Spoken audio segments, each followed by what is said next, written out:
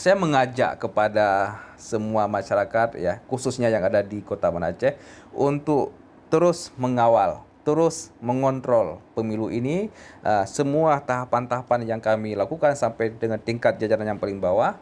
Jika ada hal yang misalnya anggota kami, petugas kami, badan ad hoc kami yang melakukan hal-hal yang di luar dengan ketentuan yang ada, itu bisa dilaporkan kepada kami supaya kami dapat melakukan kembali kepada ketentuan yang ada seperti itu. Kemudian juga saya mengajak seluruh masyarakat warga Kota Banda Aceh untuk datang ke TPS pada hari pemungutan suara, yaitu tanggal 14 Februari 2024. Saya sering menyebutkan 14 Februari 2024 merupakan hari kasih suara. Kita optimis di Kota Banda Aceh akan naik tingkat partisipasi masyarakat pada pemilu 2024 nanti.